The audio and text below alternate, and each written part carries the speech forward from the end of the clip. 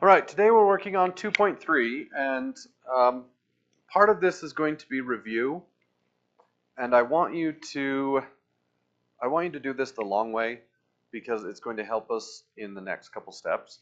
So here I have a trinomial, which means a polynomial with 3 terms. So that one is a trinomial multiplied by a binomial.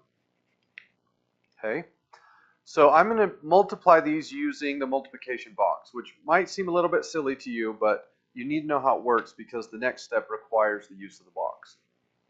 So I'm going to put 4x minus 2 on the side, and then I'm going to put 3x squared plus 5x minus 1 along the top.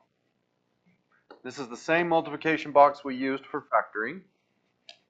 So the first one is 12x squared, negative 6x, oh wait, that's to the third. Negative 6x squared, 20x squared, negative 10x, negative 4x, and negative 2 times negative 1 is 2. Okay? And if you've done it correctly, the diagonals should line up. So the first one is just 12x squared, and then these two go together. Negative 6x squared plus 20x squared is plus 14x squared. And then those two go together. Negative 10x minus 4x is negative 14x. And then the last one just kind of hangs out on its own, plus 2. Easy enough, right? Oh, we don't want that one. We want this one.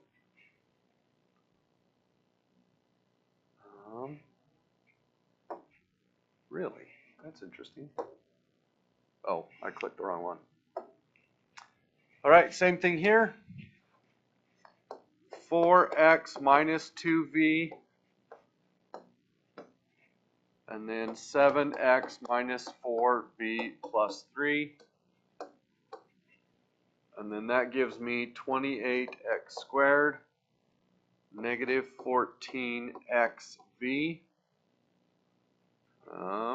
negative 16xv, and 8v squared, 12x, and negative 6v. And you'll notice those are not necessarily like terms because we have multiple variables. So you have to be a little bit more careful in this case. So 28x squared, and then these two do go together. They're both xv's. So negative 14 minus 16 is negative 30xv. But these two do not go together. So plus 12x plus 8v squared minus 6v.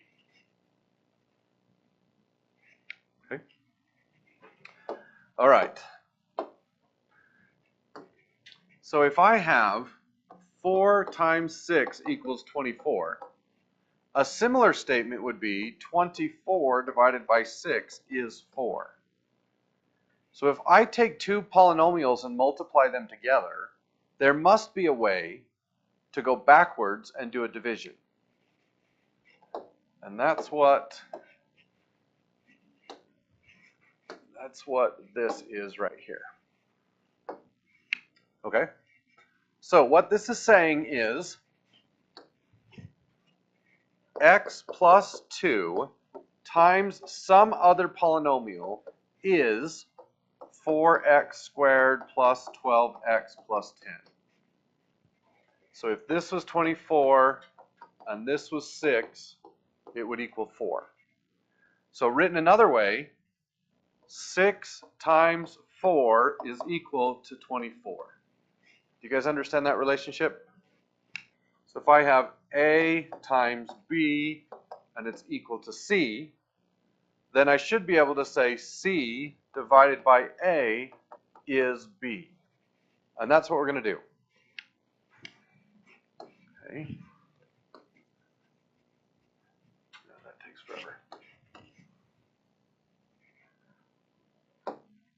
Okay, we're going to use the multiplication box. This is going to seem a little weird. We're going to do this a little bit today, and then next time we're just going to focus on division for quite a long time. So I'm going to put x plus 2 on the left side of my multiplication box. So x plus 2, and I don't know how many columns it's going to have to start with. Okay, but I know that the stuff inside has to be equal to this, which means the first box is 4x squared. Okay, it also means that these two boxes are equal to 12x. It also means that these two boxes are equal to 10.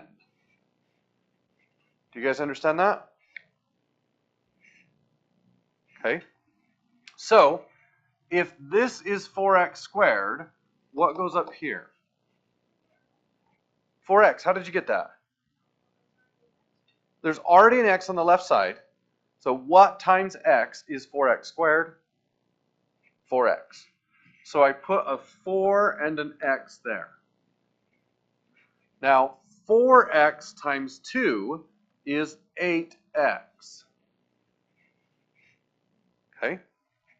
And then 8x plus this has to be equal to 12x. So 8x plus what is 12x? 4x. It's not x squared because we're adding. If you have 4 x's and you add 6 x's, then you have, or if you have 8 x's and you add 4 x's, then you have 12 x's. Okay? So what goes up here? Well, x times something is 4x. 4. And then 4 times 2 is 8. Okay? Now, 8 and this box have to add up to be 10.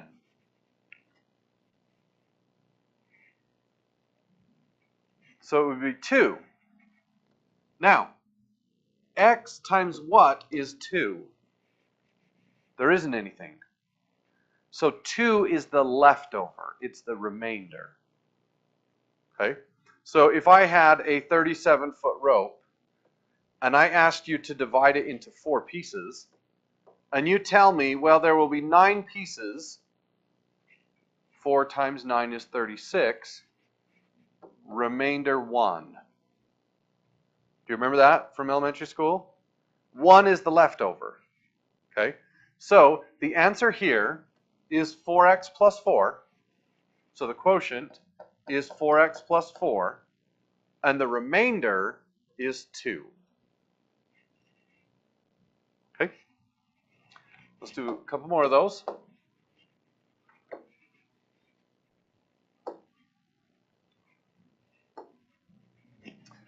All right.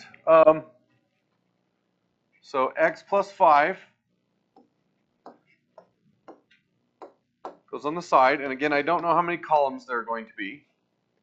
But I know that the first box is 5x squared.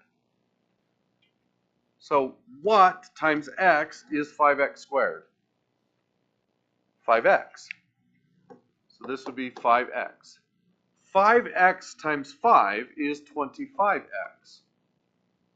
And 25x plus this needs to be equal to 30x. So I'm at 25, I need to reach 30. How much more do I need? 5x. And then x times what is 5x? Plus 5. 5 times 5 is 25. Those two need to add to be 24. If I'm at 25 and I need to reach 24, how much more do I need? Negative 1. And that is my remainder.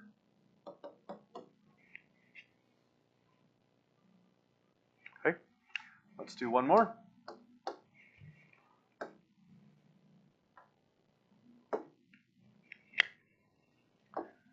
So we put x plus 6 on the side.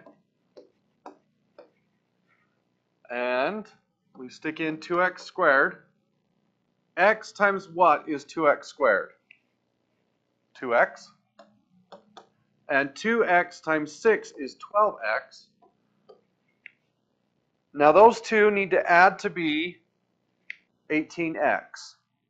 If I'm at 12x and I need to reach 18x, I need an additional 6x, which makes this a plus 6. And 6 times 6 is 36. And 36 and that box need to add to be 40, which is a 4. So the answer is 2x plus 6, remainder 4. All right? And the last one, identifying polynomial functions. So, everything is a polynomial unless one of these happens. We have x to a negative, we have x to a fraction, we have x to a decimal, or we have a 1 over x. If any of those happen, it's not a polynomial.